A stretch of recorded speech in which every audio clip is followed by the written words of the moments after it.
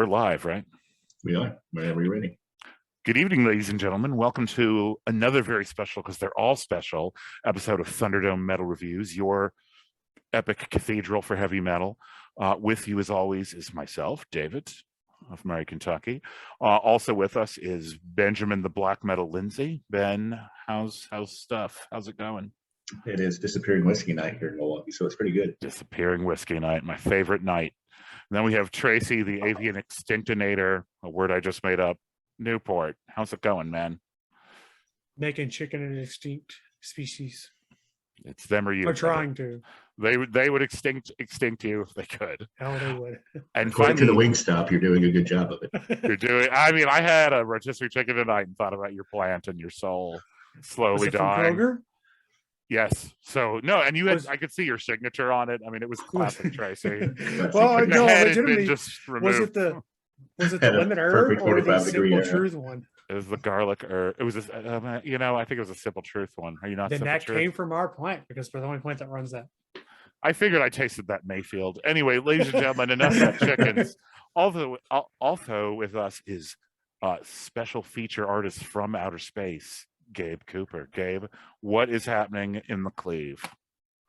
Everything and nothing, and that's why I'm just waiting for terrified, waiting for the German election results to roll in. So you know what I mean? Yeah, I do know. I've been watching it too. If it makes you feel any better, Graz voted communist. Like the local election in Graz. That always makes me feel better. I'm like, shit, 1919. No, they got like 29% of the vote. If you want to know what kind of crazy times it is, Cleveland's actually good in football this year. I mean, yeah, that's end times talk right there. That's end times. I apologize for leaving for a moment. I have to get a prop that I forgot. So you talk amongst yourselves. I'm going to grab it. It is not as cool as you think. Like, oh, he's going to come back wearing a cuttlefish of Cthulhu. No, it's nothing that amazing. It's an Orunga suit he has hidden in his clothes. I wish, man. Sleazy pea hair. Yeah, I'll run down the details while you're getting your prop. This Toilet Earth, released on March 29th of 1994. It is fourth studio album from Gwar. Released on Priority Records at first because they lost their distribution deal, but then later released on Metal Blade. Produced by Scott Wolf, has a runtime of 40 minutes and 59 seconds. The band is Dave Brocky, Odorous Urungus on lead vocals, Pete Lee, Vladimus Maximus on lead guitar and backing vocals, Mike Dirks, Ballsack, The Jaws of Death, rhythm guitar, backing vocals, and spoken words on Obliteration of Flap Warp 7. Michael Bishop, Beat Kick the Mighty, bass and backing vocals. Brad Roberts, Chismac Dagusha on drums. Danielle Stamp, Sylvester Hyman on backing vocals, and Scott Crawl, Skullhead Face, vocals on the assiduous soliloquy of Skullhead Face. So yeah. So was he just an actual artist that came in for a guest appearance? Like, all right, we're gonna make you Skullhead. That's what we're gonna do. No, I don't know. He had played the World Maggot on tour. It's not really showing up. Yeah, with your background. Let me turn that off. You'll get to see this. So this is literally Skullhead Face the movie on VHS. So how's that? There we go. It's not showing video. Yeah, now your camera's not on now. Why is God like this? There it is. So this is awesome. the I know this actual technology Barbie. will baffle some of our viewers. Like, what is he holding? I don't know. I know cassette tapes have come back. I don't think VHS is there, but this is should I read you the description on the back? Yeah, do it. Greetings from Earth. Gwar, those lovable, bloodthirsty space marauders, come rock stars, are conducting a worldwide soul-sucking telethon from their pirate TV station in Antarctica. They feed their victims to the ever-swelling world maggot, hoping to escape from Earth by riding it into outer space. The outrageous programs on Slave Pit TV have attracted the attention of Glomco, whose CEO is played by Jello Biafra, by the way, the world's largest corporate octopus, controlling every aspect of Earth's communication media except one, Gwar. Glomco wants Slave Pit to sell out, and when Sleazy P. Bermatini and Gwar visit Glomco's corporate headquarters, they stumble into an intergalactic conspiracy to take over the Earth and homogenize all humanity. This gem also features Sebastian Bach, who's in here. It is completely balls to the wall, fucking nuts, and I have seen it many, many times. This is probably the movie I've seen the most, partially because I have it. No, I've not watched it in a long time, and I'm sure if I watched it now, I think I remember it pretty much. Anyway, especially hearing all these songs, I'm like, okay, I remember that part. And that's one thing. This one, even more, I would argue, it's at least as much as the last one, is supposed to be the soundtrack for a stage show and a movie. I would say even more so. I think more so. I agree with you. I don't think it works quite as well without the movie. I have to concede that. But sorry, somebody should talk that isn't a maniac like me. I was going to ask 2 questions. Hit me, bro. One, are you going to share that experience with your daughter sometime? I would say much later. I'm going to say not currently, and probably not for a while. But give her 10 more years. Given the content, man, It's a safe choice. Right? Like I feel like I will not. I can easily imagine showing it to her too soon. I don't think I'll feel like I showed it to her too late. Right? Like Exactly. You can always kind of wager. back out. Yeah. Especially given the hidden track. Shit, dude. Yeah. All the things. Second question. I actually have a VHS here at the house, so I might need to borrow I would that. watch it with you. I would drink Tin Cup American whiskey, or whatever it is, and watch Gwar with you, and no children at all, within a 20-mile radius, preferably. Next time I'm down there, we may have to do that and then do a history stories at the movie or something and live tweet that shit. Oh my God, we absolutely should do that, because that movie, a lot occurs in that film. It's also the movie they spent the most on. This is them at the peak of their financial power. We should actually talk about that a little bit, because that's where a lot of the controversy surrounding this particular album comes from. Correct. So, well, you want to start with that, or you want to maybe give stats and then we can get into I did that while you were getting the VHS. So badass. Love it. Love that you did it. That is Benjamin efficiency at its best. Indeed. So why don't you talk about the controversy a little bit? Because which one? But well, there's more than one, but the primary one, and I can't remember what the parent label for Metal Blade is off the top of my head. Yeah, exactly. Anyway, they had gotten really popular. They'd been on Beavis and Butthead, and so there was an attempt by the mainstream, much like in the Glomco. Much like in the whole premise of the album. Yes, by Glomco, to co-opt them. So they were promised a massive distribution deal, which would continue through Metal Blade Records, and they would be given a whole bunch of money to make the movie. For sure.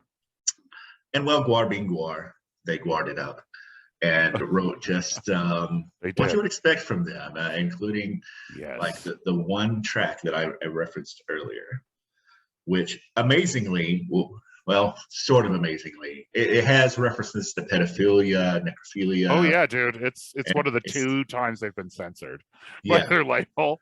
And this was the first time. So correct. Basically, they went to the main level. I'm going to say Elektra. It might not be Elektra. So whoever Elektra lawyer, and it was not you. Don't sue me. But anyway, whoever it was like, hey, this is a great album, but we have a problem with this track.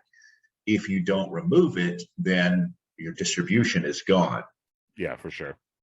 And so the band discussed it, and not only was it gone through Elektra, but also Metal Blade. And the band discussed it, and we're like, fuck it. This is who we are. We fought cops about censorship, so we're not going to back down from a record label, and decided to leave that track on the album. Elektra kept its word, pulled everything. That's why I said it was first released on Priority Records, the later Metal Blade, who backed them in the squabble with the parent label, eventually did release all the second printing. And I guess everything since then. What track is that? BFD. It's not on Amazon. Let me see. I don't think it's on Spotify either. It is not. So I'm sitting here like, what fucking? And it is not on. I have an actual copy of it, that I've ripped, and it's not on that either. and I bought that around the time. I bet you I got one of the the first label pressings. I don't know. Well, I Mine think it doesn't was have it on either. I think it was on Priority Records release. Sure.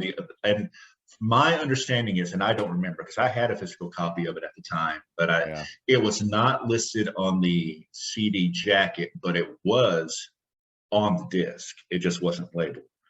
Is my understanding of how. Where does it come in at? I don't. Yeah, where would that be? I think it's the 8th track. It's either the 8th or 9th track.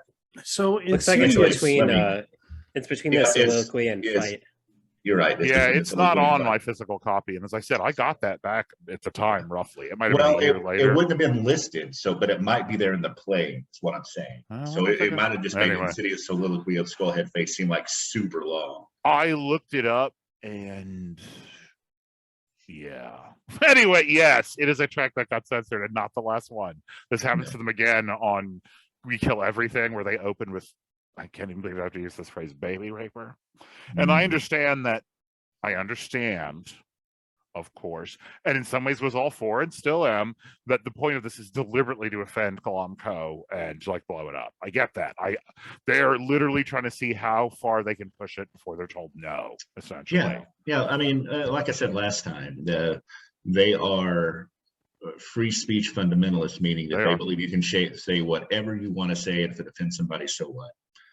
You know, with exclusion. Well, I mean, even though I don't necessarily know that they would have thought of it as the time, but as you guys correctly pointed out on the last episode, that the using, homosexual slurs, Sure.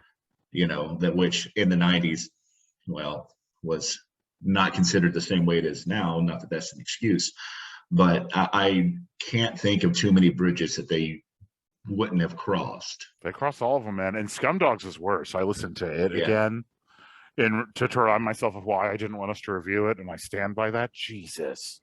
Like, there's Slaughterama, man. Like that track, which then I thought was kind of funny. It was so over the top and atrocious, where they murder a skinhead, a homosexual, and a hippie. I mean, it's what? But the framing of it, and I know it's supposed to be sleazy. Anyway, we're not reviewing that album. The point is, yeah, they will cross and burn any bridge, and do on here a bunch. This album is also, I would argue, just about the most random in terms of genre mixing, and all of them doing some. You don't think so, Tracy? There's a lot. I don't think so either. I know. What about I Carnival? don't think so. Like, to put it in perspective, we're doing Distorted Earth, Ragnarok, and Carnival. Yeah. And I was telling them before you got on, for me, prior to ever, since I'm the fresh face on this Gwar. Sure. Prior to hearing anything Gwar, what I thought of when I thought of Gwar, that sound doesn't come into until Ragnarok and Carnival of Chaos, because those two are all over the fucking place. This one's much more cohesive, I believe, compared to them two.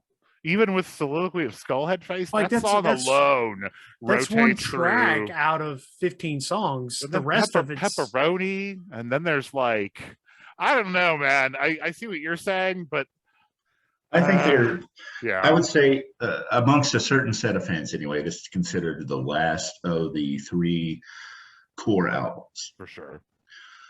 And I think that they are really starting to step away from thrash here, but I don't think that it is as different from their earlier sound as Carnival of Chaos is. But I kind of come in between David and Tracy on that. My frame of reference is also Violence Has Arrived and War Party, because that early 2000s reboot is essentially almost straight metal. And those albums, you'll see, Tracy, I think you're going to be pretty surprised. They're very different than these. They're heavier in a lot of ways, and they're still Gwar, but this is mind-blowingly all over the place compared to those albums. Or I would argue Ragnarok. I think Ragnarok is tighter than this album. Yeah, Ragnarok is a lot more mid-tempo than this is. I think there's a lot of variables here by which you could measure like whether this record versus the other ones we heard this week hangs together well. I mean, like, one, there's musical genre, right? And maybe Tracy is right. Maybe this does do it in that respect, but there's also theme, right? For sure. And for me, like, not having seen any of the films, that's a missing piece everywhere, right? So it always seems a little bit all over the place and kind of random. But then there's also like, okay, what about the flow? What about these songs, how they flow together? And I'm not sure if they ever really achieve it, and I don't think they ever try. And it's more of a narrative that maybe goes along with the story rather than is an album that fits together well. You know what I mean? So, for these records, I don't know, like America Must Be Destroyed, I feel like hangs together in a certain way, even if it doesn't, like by other people's definitions, in a way that these records just don't. But that's okay. I mean, it's like if you're looking for a record where like every song is a banger, like you're not going to find that here, unfortunately. That's just not what it is. And that's not what their deal is. So I mean, it's just a question of what your expectation is and like what category you're measuring by. You bringing up the narrative and theme, it kind of made it click in my head that these 3 albums we've done for this recording session remind me a lot as if I'm listening to a musical soundtrack. They are. Yeah. And I don't have that frame of reference. It's like listening to the Rent soundtrack without seeing the movie. And so we do need to have a party, drink some whiskey, and watch this movie together. Well, there's another element to that, though, and Gabe kind of touched on it with America Must Be Destroyed. That story, even though that is also the soundtrack to a movie, is much simpler and less complex than what the story is told on here. Agreed. So it's easier to see the story through the music than it is here. Yeah, this one works less well without the, because I have seen the movie and I've seen it a lot, and that makes it cohere fantastically. To me, the closest analogy to me is almost Rocky Horror. Yeah, like in terms of you heard that, but it never seen it, you'd be like, wait, what? I mean, right up to and including Riff Raff, right? Yeah. In terms of who Skullhead is. I mean, I think that's on purpose because they're essentially theater kid geeks, freaks. But it's a problem, does it work without that? I don't know. I guess I have to ask all of you because I'm the only one who's seen it. I've seen it, but it's been a long time. I haven't seen it as much as you have. Yeah, I've seen it a lot. And I've listened to this album a lot. This is the one I've listened to probably the second most. I came in on America Must Be Destroyed, but I really, I rode the wave along with like Beavis and Butthead, and my best friends' older friends were into Gwar because they are terrible people and were older than us. Like they were in high school, we were in middle school or whatever. So, with hindsight, I was probably exposed to this way too early, but here it is.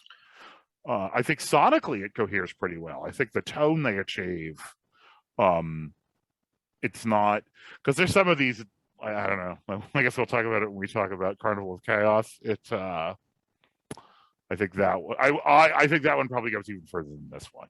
But this certainly is more all over the place than America Must Be Destroyed or the heavy stuff after the reboot in 2004. To me, and in some ways even more so than America Must Be Destroyed, this one sounds dated. And a lot of that just has to do with satirical music because it is such a moment of its time and what it's talking about. I think that there are places here and songs here that are still just as good as they were then. There's one that I think is even more apropos, actually, or just as, if not more, as it was in 1994. But a lot of it is such a moment in time. And it's kind of like what we were talking about. It's transgressive on purpose, but because of the evolution of time, it's even more transgressive than it was then. For different reasons. It's very interesting, right? Yeah. Different people would be offended now. Right, in a way that they didn't mean. Yes, I know. It's very interesting. The band evolved some, and that's one of the things I like that we're going through all of these, because the later ones are still quite transgressive, but in different ways than these. Yeah. They're very much a product of the early 90s, I would say. I think they're part of that same Rob Zombie, Al Jorgensen filled nightmare universe of the immediate post-Cold War that I mean, this album cover, man.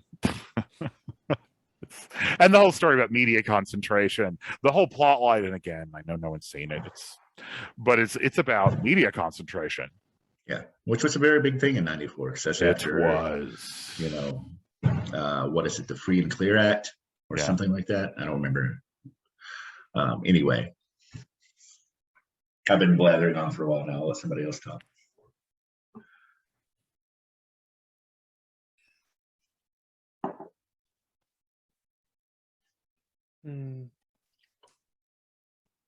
Tracy doesn't even know what to say. What can one even say? The face you're making is well, the like right even, one. but I do want to say though, it's not a bad album overall, even without that. But you do get the sense that a piece is missing from the art as a whole without seeing that movie. I agree. Yeah, I would say that it's not bad, but as an album itself, it's also not.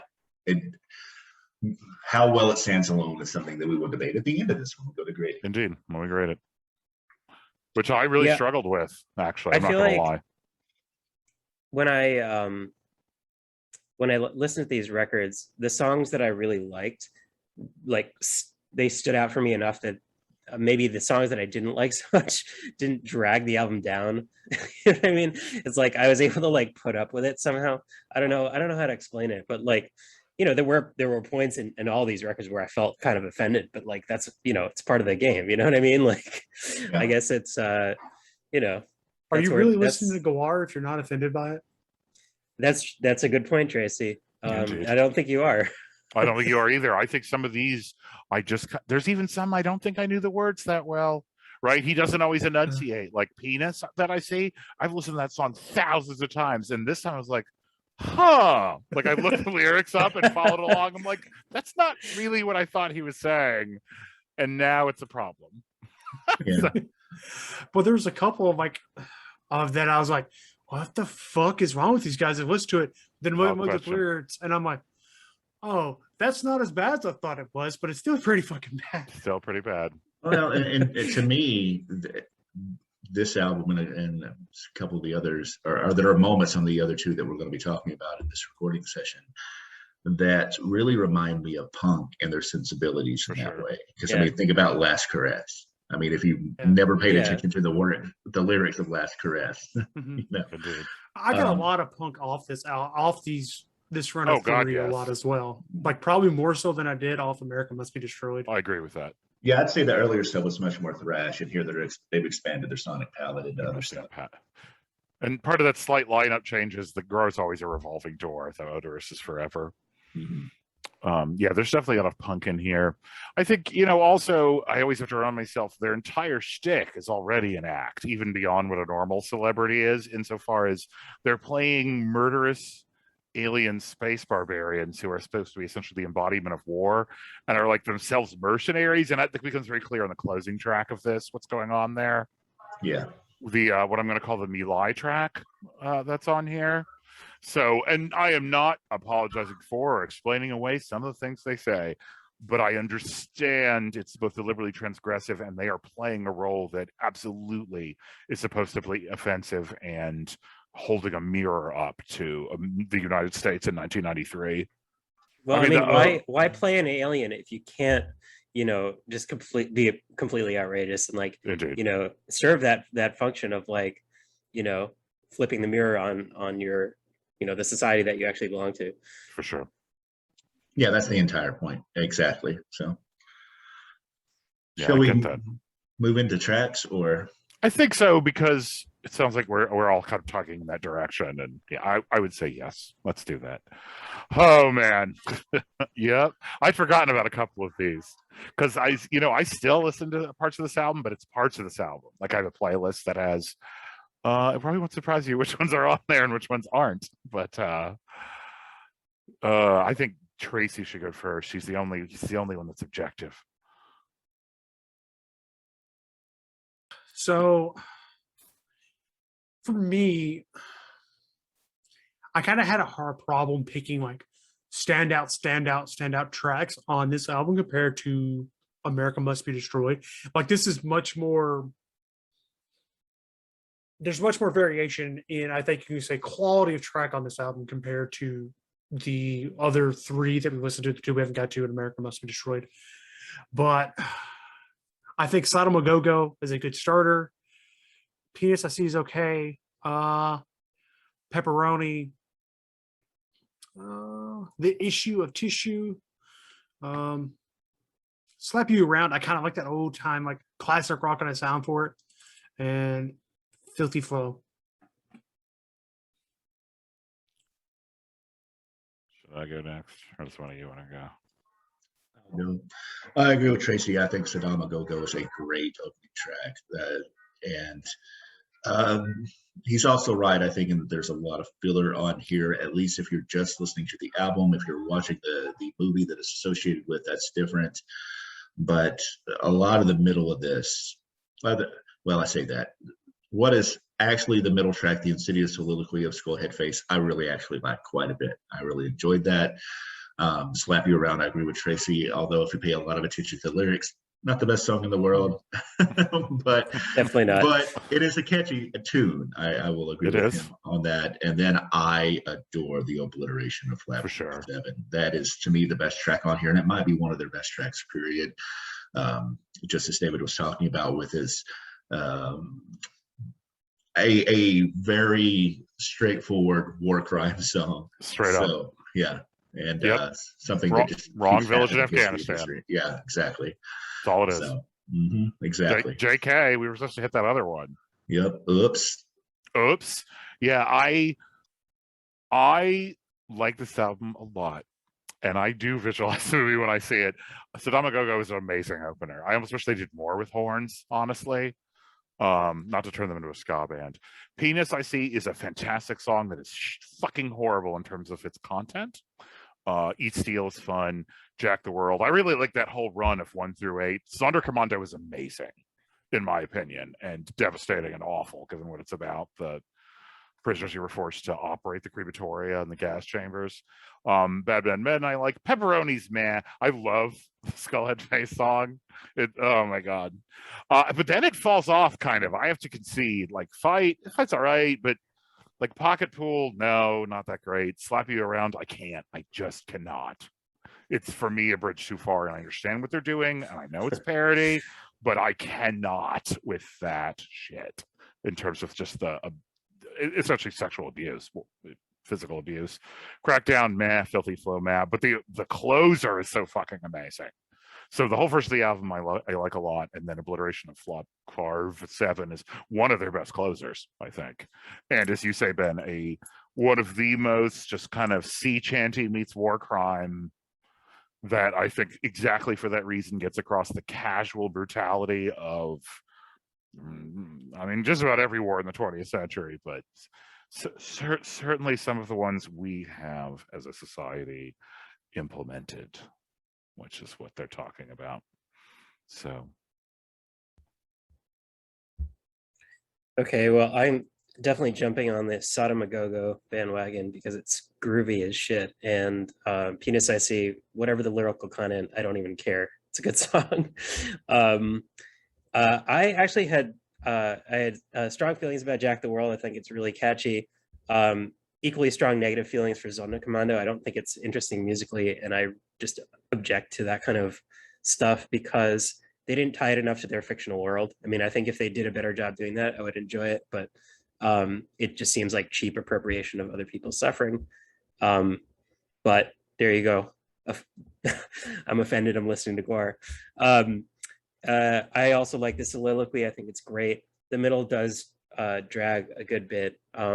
I can enjoy Slap You Around just for the melody. Even though that's really terrible lyrical content. Filthy Flow I really like, and the closer is just brutally good. It's amazing.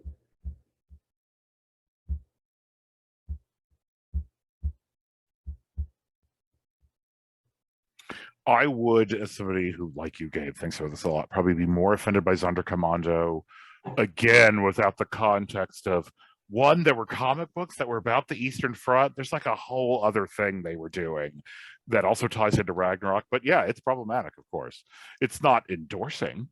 I will say that. No, I mean, I think the issue is that, like, and this also comes up on other records too. It's like, you can be a history buff and you can be a World War II sort of history aficionado, but you have to be careful about fanboying Hitler. Like, there's just certain lines, you know what I mean?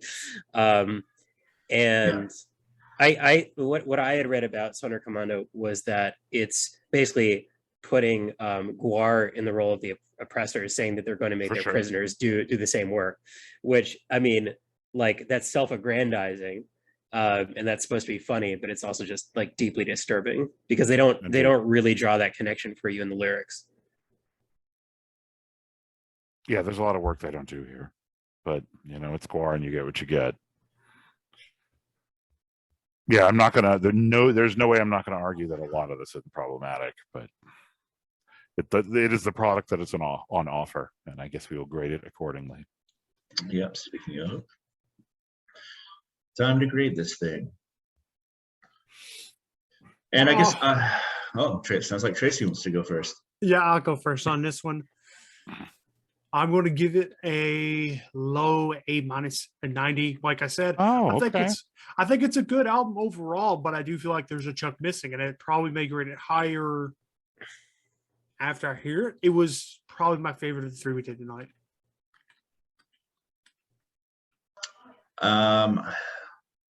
Wow. Okay.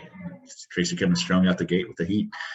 I'm going to give this a C. I think that there's so much. Yeah. I just think that it didn't age overly well. The tracks I like are really amazing. The rest of the tracks are kind of just filler. And I think without the stage show to go with it, it just doesn't, to me, didn't hold up as well.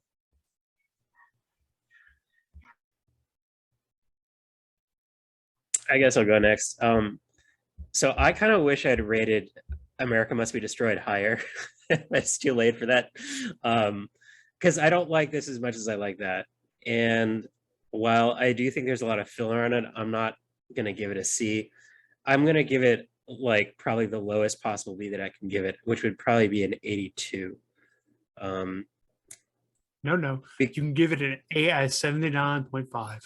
What? No. That's nonsense. That rounds up to an 80, which is a B-. No, but see, I still want to give it a B. Like I don't want to give it a B, because I still think it's so. Like I was saying when we were just talking generally about the albums, I feel like the quality of the songs I actually dig is just really high, such that the other the stuff that I like less or can't deal with matters less. I don't know. I'm on the Gabe train in that respect, in that, yeah, I admit there's some filler on here. There's random shit and a couple songs I'm not a fan of, but the songs that are good are so good. And I am by far the most afflicted by Skullhead Face nostalgia as the person who, like, I saw this tour, I don't know, 2 or 3 times. I watched that just ridiculous movie. But, you know, there is some filler. Anyway, I think I gave America Must Be Destroyed an A-, so I'm going to come in a hair higher at a 93. I can't go all the way like into the higher A's because it does have some problems. There's just some tracks on here that are, you know, done, as Ben said, like either don't hold up well, or in terms of the offensive, transgressive, cool, you know, the two curves, it's just too far. And so anyway, I give it a 93. It's my second. It's even though I may grade it lower than some other albums, it's still probably my second favorite Gwar album. But I admit it has problems, morally and otherwise. So Tracy, speaking of morals, which we're totally absent here, what are we doing next? We are returning to our plow through Slipknot's discography as we look at their third release, Volume 3, Subliminal Verses. Sweet. An album that was considered one of the top albums of the decade.